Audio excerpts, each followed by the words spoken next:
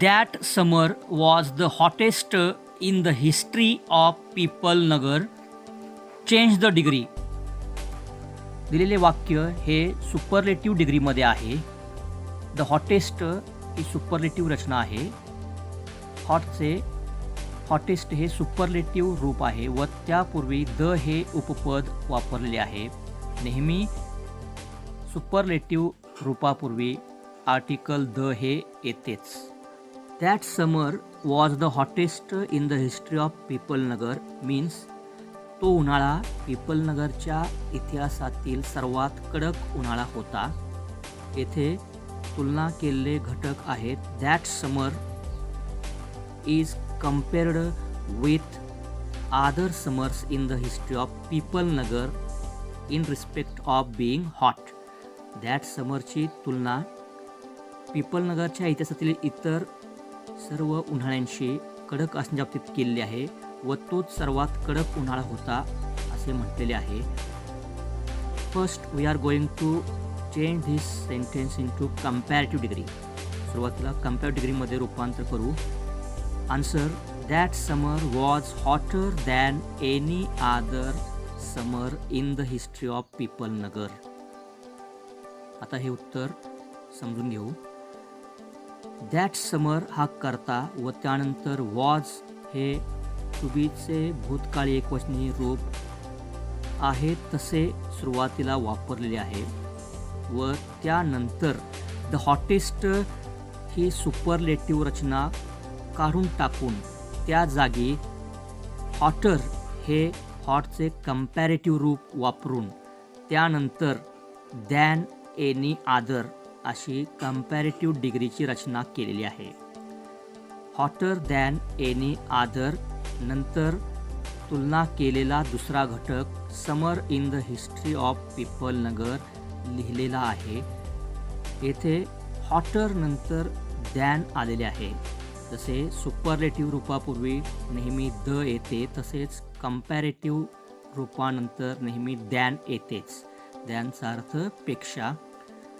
Hotter than means पेक्षा अधिक कडक किंवा पेक्षा अधिक उष्ण. That summer was hotter than any other summer in the history of Pipalnagar. याचा अर्थ तो उन्हाळा पीपलनगरच्या इतिहासातील इतर कोणत्याही उन्हाळ्यापेक्षा अधिक कडक होता. नाव positive degree. Answer no other summer in the history of Pipalnagar was as hot as that summer.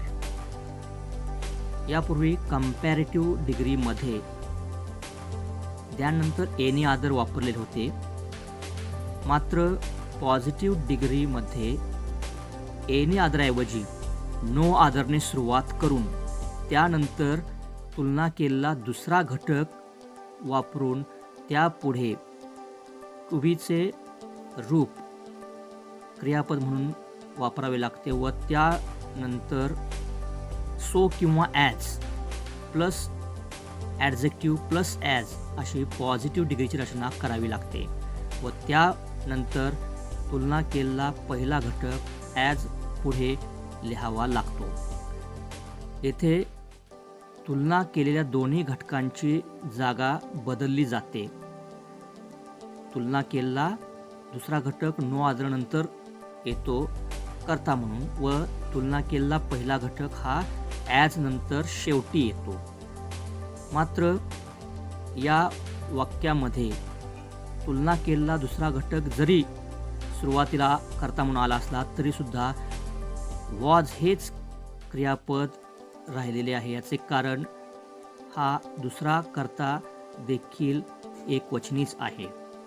No other नंतर समर इन द हिस्ट्री ऑफ पीपलनगर हा दुसरा तुलना केलेला घटक कर्ता म्हणून वापरून त्यापुढे वॉज व त्यानंतर ॲज नंतर हॉट हे मूळ विशेषण लिहून त्यापुढे ॲज व शेवटी दॅट समर हा तुलना केलेला पहिला घटक आलेला आहे. No other summer in the history of Pipalnagar was as hot as that summer. याचा अर्थ पीपलनगरच्या इतिहासामध्ये इतर कोणताही उन्हाळा त्या उन्हाळ्या इतका कडक नव्हता. Mister Kishore said, Deepchand, have you heard the latest instruction change into indirect speech? Answer. Mr. Kishore asked Deepchand if he had heard the latest. Direct स्पीचचे इनडायरेक्ट स्पीचमध्ये रूपांतर करताना सर्वात पहिला बदल होतो रिपोर्टिंग व्हर्बमध्ये. सेड ऐवजी येथे प्रश्न असल्यामुळे आस्क्ड हे रिपोर्टिंग व्हर्ब आपल्याला वापरावे लागेल. त्यानंतर पुढील बदल असतो तो रिमूव्हल ऑफ पंक्च्युएशन मार्क्स, विरामचिन्हे काढून टाकणे. सेड नंतर आलेले कॉमा, इन्व्हर्टेड कॉमास तसेच शेवटी आलेला क्वेश्चन मार्क व अवतरणचिन्हे आपल्याला काढून टाकावी लागतील. त्यानंतर आस्क्ड या रिपोर्टिंग व्हर्बच्या पुढे ज्याला उद्देशून हा प्रश्न आहे त्याचा उल्लेख करावा लागेल. डायरेक्ट स्पीच हे दीपचंद यांना उद्देशून असल्यामुळे आस्क नंतर दीपचंद लिहून त्यानंतर डायरेक्ट स्पीच हे यस नो क्वेश्चन असल्यामुळे आपल्याला इफ हे कंजंक्शन वापरावे लागते. डायरेक्ट स्पीचमध्ये जर यस नो प्रश्न असेल तर त्याचे इनडायरेक्ट स्पीचमध्ये रूपांतर करताना इफ किंवा वेदर यापैकी एक कंजंक्शन आपल्याला वापरावे लागते. आपण येथे इफ वापरलेले आहे. त्यानंतर उरलेल्या प्रश्नाचे विधानामध्ये रूपांतर करावे लागते. येथे have you heard the latest या क्वेश्चनचे आपल्याला स्टेटमेंटमध्ये you have heard the latest असे रूपांतर करावे लागेल. सेड हे रिपोर्टिंग व्हर्ब भूतकाळी असल्यामुळे डायरेक्ट स्पीचमधील काळात देखील बदल होतो. हॅव हर्ड या पूर्ण वर्तमान काळाऐवजी आपल्याला हॅड हर्ड असे पूर्ण भूतकाळात रूपांतर करावे लागेल. काळातील बदलाप्रमाणेच सर्वनामात देखील आपल्याला बदल करावा लागेल. यू म्हणजेच दीपचंद आणि त्यामुळे दीपचंदबद्दल यू ऐवजी आपल्याला ही हे सर्वनाम वापरावे लागेल. त्यामुळे आपले उत्तर होईल mister Kishore asked Deepchand if he had heard the latest. Give us our money, change the voice. Answer. Let our money be given to us. दिलेले वाक्य हे ॲक्टिव्ह व्हॉइसमध्ये आहे तसेच ते आज्ञार्थी वाक्य आहे कारण त्याची सुरुवात गिव या क्रियापदाने झालेली आहे. गिव त्याला विचारले व्हॉट, उत्तर येते डायरेक्ट ऑब्जेक्ट आवर मनी व गिव या क्रियापदाला हुम कोणाला विचारले तर उत्तर येते अस. अस हे इनडायरेक्ट ऑब्जेक्ट म्हणजेच अप्रत्यक्ष कर्म आहे. या वाक्यामध्ये दोन ऑब्जेक्ट्स आलेले आहेत, डायरेक्ट व इनडायरेक्ट. आता या ॲक्टिव्ह व्हॉइसचे पॅसिव्ह व्हॉइस करायचे आहे. आज्ञार्थी वाक्याचे पॅसिव्ह व्हॉइस करताना let object be past participle, in short let O B P P अशी रचना आपल्याला वापरावी लागते.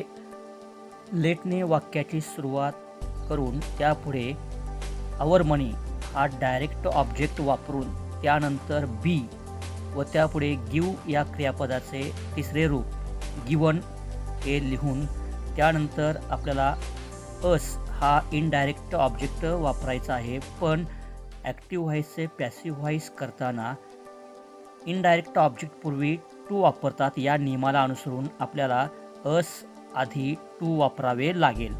आपले उत्तर होईल let our money be given to us. So they gathered outside. Instruction. Write the sentence in present continuous tense. दिलेले वाक्य हे साध्या भूतकाळात आहे. दे नंतर गॅदर्ड हे गॅदर या क्रियापदाचे भूतकाळी रूप आलेले आहे व या वाक्याचे अपूर्ण वर्तमान काळात रूपांतर करायचे आहे. Answer. So they are gathering outside. They हा अनेकवचनी कर्ता आहे व आपल्याला अपूर्ण वर्तमान काळात वाक्य बनवायचे असल्यामुळे दे नंतर आर हे टू बीचे वर्तमान काळी अनेक वचनी रूप वापरावे लागेल. त्यानंतर गॅदरिंग हे गॅदरचे प्रेझेंट पार्टिसिपल फॉर्म वापरावे लागेल. याचे कारण अपूर्ण काळात नेहमी क्रियापदाचे ING लावलेले रूप वापरावे लागते. त्यामुळे आपल्याला आर नंतर गॅदरिंग वापरावे लागेल. आर हे वर्तमान काळ दर्शवते व गॅदरिंग हे अपूर्ण काळ दर्शवते. आपले उत्तर होईल so they are gathering outside.